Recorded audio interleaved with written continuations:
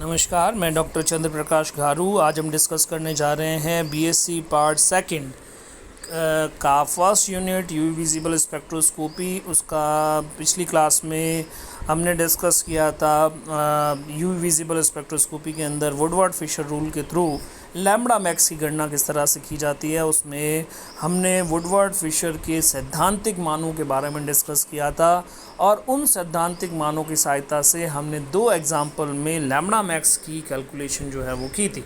तो आज हम फिर एक एग्ज़ाम्पल जो है वो डिस्कस करते हैं। इसके अंदर एक और एग्ज़ाम्पल, तीसरा एग्ज़ाम्पल जो हमने पिछली क्लास डिस्कस की थी उससे हमने देखा था, जो फर्स्ट है उसके अंदर बेस वैल्यू 253 की थी और यहाँ पे रिंग रेजिड्यू जो है टोटल 4 प्रेजेंट थे। तो 253 की बेस वैल्यू और रिंग रेजिड्यू का 20, तो टोटल वैल्यू जो है 273 का इंक्रीमेंट लैम्बडा मैक्स की वैल्यू जो है नैनोमीटर के अंदर आई थी 273। दूसरा एग्जांपल हमने अगेन डिस्कस किया था जिसके अंदर ये हेट्रोएनुलर सिस्टम है और हेट्रोएनुलर सिस्टम के अंदर 4 रिंग रेजिड्यू प्रेजेंट है। तो 217 का तो बेस वैल्यू हो गया, 4 रिंग रेजिड्यू के कारण यहाँ पे 20 का इंक्रीमेंट मिल गया। इसके अलावा रिंग ए के बाहर एक एक्सोसाइक्लिक डबल बॉन्ड है और रिंग बी के बाहर भी एक एक्सोसाइक्लिक डबल बॉन्ड प्रेजेंट है। इस कारण से यहाँ पे 10 का अगेन इंक्रीमेंट मिल गया था 273 प्लस 30। तो 273 217 और 30 को हमको ऐड कर देना है। तो इन दोनों को जब ऐड कर देंगे 217 30, और इसके अलावा हमने देखा था कि एक एल्काइल सब्स्टिट्यूएंट प्रेजेंट था तो उसके अंदर 252 का लैम्बडा मैक्स नैनोमीटर के अंदर हमको प्राप्त हुआ था। अगला एग्जांपल हम डिस्कस करने जा रहे हैं। इट इज़ अगेन हेट्रोएनुलर सिस्टम जहाँ पे दो डिफरेंट रिंग्स जो है उसके अंदर डबल बॉन्ड प्रेजेंट है कॉन्जुगेशन के अंदर। तो इस सिस्टम के अंदर भी आपका जो बेस वैल्यू होगी दैट इज़ 217, मूल मान जो है वो 217 होगा। इसके अलावा कार्बन की जब आप नंबरिंग करते हैं तो 1 2 3 4 कार्बन कॉन्जुगेशन के अंदर प्रेजेंट है। तो जो पहला कार्बन है उसके साथ में एक रिंग रेजिड्यू प्रेजेंट है, दूसरे के कार्बन के साथ भी एक, तीसरे के साथ एक और चौथे के साथ एक। तो इस तरह से टोटल 4 रिंग रेजिड्यू यहाँ पे प्रेजेंट है। 4 रिंग रेजिड्यू के कारण आपको 20 का इंक्रीमेंट आपको देखने को मिलेगा। इसके अलावा यहाँ पे एक्सोसाइक्लिक डबल बॉन्ड या एक्सटेंशन ऑफ कॉन्जुगेशन या अल्काइल सब्स्टिट्यूएंट आपको दिखाई नहीं दे रहा है। इस कारण से बेस टोटल जो लैम्बडा मैक्स की वैल्यू आएगी वो 237 लैम्बडा मैक्स के रूप में आपको प्राप्त होगी। तो इसी तरह से हम नेक्स्ट एग्जांपल यदि डिस्कस करें तो नेक्स्ट एग्जांपल के अंदर आपको अगला एग्जांपल जो मिल रहा है वो होमोएनुलर सिस्टम के रूप में आपको मिल रहा है। 2 होमोएनुलर सिस्टम है तो यहाँ पे एक्सटेंशन कॉन्जुगेशन ले लेंगे। 2 होमोएनुलर सिस्टम के लिए बेस वैल्यू जो है वो 253 की होती है। अब यहाँ पे नंबरिंग कर दीजिए 1 2 3 4 and 5, 1 2 3 4 5 and 6 conjugated carbons are there in system. यहाँ पे हमारा मूल मान जो है केवल 2 कॉन्जुगेटेड कार्बन के कारण हुआ है। तीसरा जो है वो एक्सटेंशन ऑफ कॉन्जुगेशन है, संयुग्मन का विस्तार यहाँ पर हुआ है 2 के अलावा तीसरा भी कॉन्जुगेशन में होने के कारण। यहाँ पे रिंग रेजिड्यू पहले कार्बन के साथ में एक है, दूसरे के साथ कोई रिंग रेजिड्यू नहीं है, तीसरे कार्बन के साथ में एक, चौथे कार्बन के साथ एक रिंग रेजिड्यू है, पांचवें के साथ में रिंग रेजिड्यू नहीं है, छठे के साथ में एक रिंग रेजिड्यू प्रेजेंट है और एक अल्काइल सब्स्टिट्यूएंट। तो यहाँ पे टोटल रिंग रेजिड्यू 1 2 3 एंड 4, तो 4 तो रिंग रेजिड्यू प्रेजेंट है और रिंग रेजिड्यू का 20 का इंक्रीमेंट मिल गया है। अल्काइल सब्स्टिट्यूएंट यहाँ पे कितने प्रेजेंट है, यहाँ पे केवल एक अल्काइल सब्स्टिट्यूएंट है that is directly attached to the conjugated carbon. Alkyl substituent 3 दिखाई दे रहे हैं लेकिन यहाँ पे केवल एक अल्काइल सब्स्टिट्यूएंट है जिसको कर्व्ड एरो से हमने डिनोट किया है। ये अल्काइल सब्स्टिट्यूएंट के कारण आपको एक्सटेंशन ऑफ कॉन्जुगेशन यहाँ पे आपको देखने को मिलेगा। तो इस तरह से हम देखते हैं कि 253 की बेस वैल्यू, 20 का रिंग रेजिड्यू का एक्सटेंशन मिल गया।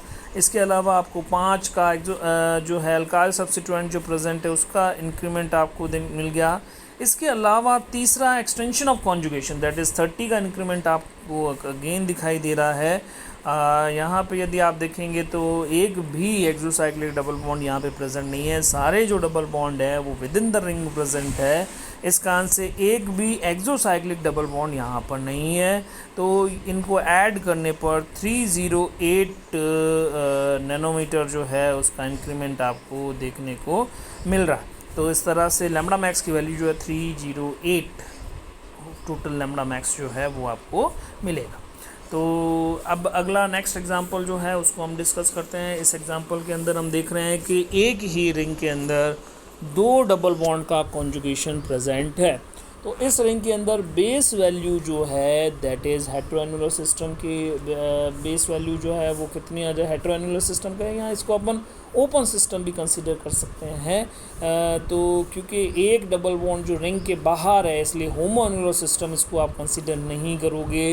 It is very important example. Sometime it may create confusion that conjugation is present in a single ring, but हमें ध्यान रखना है कि यहाँ पे कॉन्जुगेशन भले ही सिंगल रिंग के अंदर प्रेजेंट है लेकिन एक डबल बॉन्ड जो है out of the ring present है। इस कारण से इसे होमोएनुलर सिस्टम कंसीडर नहीं किया जाएगा और बेस वैल्यू जो है वो 253 की नहीं देकर 217 की बेस वैल्यू यहाँ पर दी जाएगी। तो 217 का मूल मान आपको यहाँ पे देना है। रिंग रेजिड्यू देखेंगे आप तो कॉन्जुगेटेड कार्बन टोटल 4 है, 1 2 3 4। पहले कार्बन के साथ में एक रिंग रेजिड्यू है, दूसरे के साथ में कोई रिंग रेजिड्यू प्रेजेंट नहीं है। फिर तीसरे कार्बन के साथ में जो कि डबल बॉन्ड बाहर वाला है वहाँ पे मैं उसको तीसरा कार्बन कंसीडर कर रहा हूँ। उस तीसरे कार्बन के साथ में एक और रिंग रेजिड्यू प्रेजेंट है। तो टोटल 2 रिंग रेजिड्यू के कारण आप 10 का इंक्रीमेंट यहाँ पे दे दोगे। इसके अलावा आप देखेंगे कि एक्सोसाइक्लिक डबल बॉन्ड यहाँ पे प्रेजेंट है। बाय चक्रीय द्विबंध जो है एक्सोसाइक्लिक डबल बॉन्ड प्रेजेंट है। एक्सोसाइक्लिक डबल बॉन्ड के कारण आप 5 का इंक्रीमेंट यहाँ पे दे देंगे। तो टोटल जो है लैम्ब्डा मैक्स की वैल्यू 232 नैनोमीटर आपको प्राप्त हो जाएगी। अगला एक और example, it is again important example. इस एग्जांपल के अंदर आप देखेंगे it is open chain system और ओपन चेन सिस्टम या खुला तंत्र होने के कारण यहाँ पे खुला वलय तंत्र होने के कारण आप 217 का बेस वैल्यू 217 का मूल मान आप यहाँ पे दे देंगे। तो इस एग्जांपल के आगे आपको मूल मान दिखाई दे रहा होगा कि यहाँ पे मूल मान जो है वो कितने का दिया गया है 217 का मूल मान BV के रूप में मूल मान लिख सकते हैं, बेस वैल्यू लिख सकते हैं या मूल मान। अच्छा है कि आप मूल मान लिखें अगर हिंदी में लिख रहे हैं, और इंग्लिश में यदि आप लिख रहे हैं तो इसको बेस वैल्यू जो है वो आप लिख सकते हैं। तो ये मूल मान आपको प्राप्त हो गए।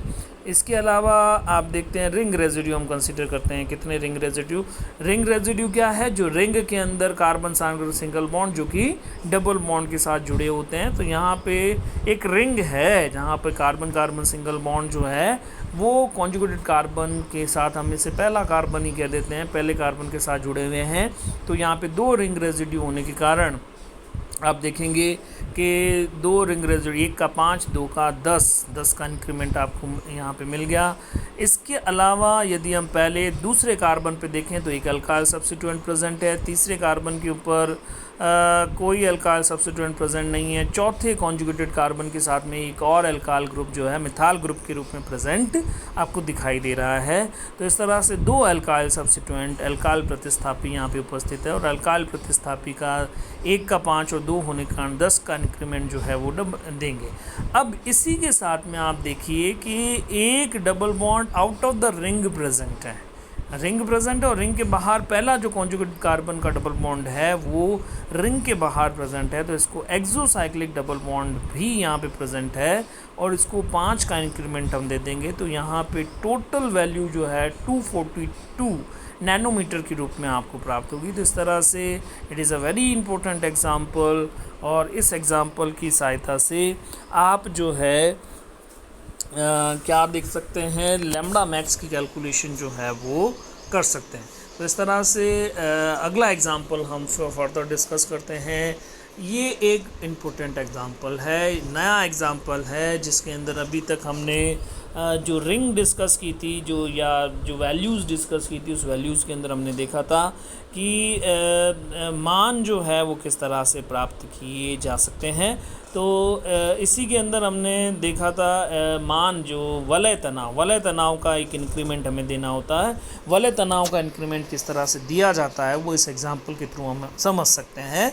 तो सबसे पहले it is a open chain system, जो दो डबल बॉन्ड प्रेजेंट है, दोनों ही रिंग के बाहर प्रेजेंट है, तो ओपन चेन सिस्टम है। अपन कह सकते हैं कि इट इज़ खुला तंत्र यहाँ पर दिखाई दे रहा है। तो इस सिस्टम में हमें जो है 217 का मूल मान देना है, तो मूल मान 217 का हमने दे दिया। इसके अलावा अब आपको देखना है कि यहाँ पे कितने रिंग रेजिड्यू प्रेजेंट है।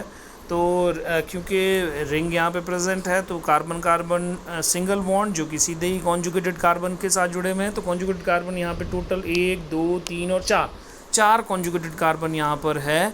और इसके अंदर सबसे पहला जो कॉन्जुगेटेड कार्बन है वो तो रिंग के बाहर प्रेजेंट है, उसके साथ में कोई भी रिंग रेजिड्यू अटैच नहीं है। यहाँ पे जो 2 लाइन्स शो हो रही है actually it is a CH2 group. तो यहाँ पे ये जो CH2 कार्बन है इसके साथ में तो कुछ भी कोई अल्काइल सब्स्टिट्यूएंट या रिंग रेजिड्यू अटैच नहीं है, तो यहाँ पे तो नहीं। लेकिन दूसरे नंबर कार्बन यदि आप देखेंगे तो यहाँ पर मैंने एक कर्व्ड लाइन बनाई है और ये कर्व्ड लाइन जो है रिंग रेजिड्यू को डिनोट कर रही है। तीसरे कार्बन के साथ भी कार्बन कार्बन सिंगल बॉन्ड जो कि रिंग के अंदर प्रेजेंट है वो रिंग रेजिड्यू के रूप में प्रेजेंट है, जिसको अगेन यहाँ पे कर्व्ड लाइन के थ्रू या जो वक्रित रेखा है उसके द्वारा हमने यहाँ पे दर्शाया है।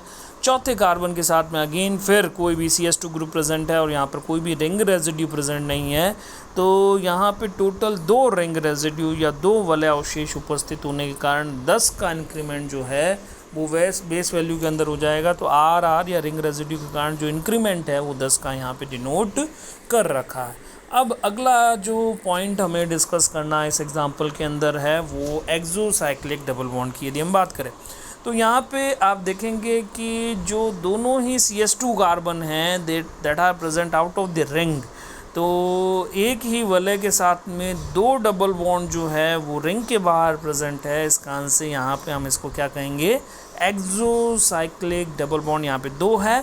तो 2 एक्सोसाइक्लिक डबल बॉन्ड जो होने के कारण यहाँ पे 10 का अगेन आपको इंक्रीमेंट देना है, तो 10 का इंक्रीमेंट अगेन यहाँ पे मिल जाएगा। तो यहाँ पर भी आपको 10 का इंक्रीमेंट ऐड कर दिया गया है। फिर आप देखिए रिंग स्ट्रेन वलय तनाव आपको दिख रहा है। Ring with in the ring present है, एक ही रिंग के अंदर एक और रिंग यहाँ पे दर्शाई गई है। 6 सदस्यीय वलय है, 6 सदस्यीय वलय के अलावा एक और 5 सदस्यीय वलय जो है वो यहाँ पे प्रेजेंट है। तो ring with in the ring present होती है तो उसको हम वलय तनाव के रूप में कंसिडर करते हैं। और रिंग स्ट्रेन के कारण या वलय तनाव के कारण हमने देखा था वुडवर्ड फिशर रूल या उसकी टेबल के अंदर, जहाँ पर कि आपको 15 का इंक्रीमेंट देना होता है। तो यहाँ पे 15 का इंक्रीमेंट जो है वो वलय तनाव के कारण आपको मिल जाएगा। तो इस तरह से आप देख लीजिए 217 का बेस वैल्यू मूल मान 217 का है, वलय अवशेष के कारण 2 वलय अवशेष उपस्थित है, इस कारण से 10 का इंक्रीमेंट दे दिया है। 2 एक्सोसाइक्लिक डबल बॉन्ड या 2 बाह्य वलयी द्विबंध उपस्थित होने के कारण यहाँ पे आपने अगेन 10 का इंक्रीमेंट आपको देखने को मिल रहा है। और रिंग स्ट्रेन या वलय तनाव आप अच्छे से लिख सकते हैं। यहाँ पे रिंग स्ट्रेन मैंने शॉर्ट में लिखा है, आप अच्छे से लिखिए वलय तनाव का इंक्रीमेंट आपको कितना देना है, 215 का। जब आप 217, 10, 215 इन सब को ऐड करेंगे तो आपको कुल मान जो है वो कितना मिल जाएगा, 252 नैनोमीटर का लैम्ब्डा मैक्स की वैल्यू आपको प्राप्त हो जाएगी। तो इस तरह से हम conjugated double bond Woodward Fisher rule की सहायता से पॉलीन यानी कि डबल बॉन्ड का कॉन्जुगेशन जहाँ पे प्रेजेंट है वहाँ पे हम लैम्ब्डा मैक्स की वैल्यू को कंसीडर कर सकते हैं। तो लगभग सभी प्रकार के एग्जाम्पल के थ्रू हमने यहाँ पे डिस्कस किया है कि किस तरह से लैम्ब्डा मैक्स की वैल्यू को निकाला जा सकता है पॉलीन के अंदर वुडवर्ड फिशर रूल की सहायता से। और भी एग्ज़ाम्पल यदि आपको मिलते हैं तो कुछ और एग्ज़ाम्पल मैं आपको प्रैक्टिस के लिए दूंगा। इनकी तरह ही आपको जो है अदर एग्जांपल्स के अंदर भी कैलकुलेशन करनी है, और कैलकुलेशन करने के बाद में आपको लैम्डा मैक्स की जो टोटल वैल्यू आ रही है वो देखनी है। आप पाएंगे कि प्रैक्टिकल और थियोरेटिकल लैम्डा मैक्स की जो वैल्यू आप थियोरेटिकली कैलकुलेट कर रहे हैं या प्रैक्टिकली जो आप ऑब्ज़र्व करते हैं, वो दोनों ही जो है उसमें 5 का डिफरेंस हो सकता है मैक्सिमम। तो इस तरह से इस लैम्डा मैक्स को कैलकुलेट किया जाता है वुडवर्ड फिशर रूल की सहायता से। Thank you very much.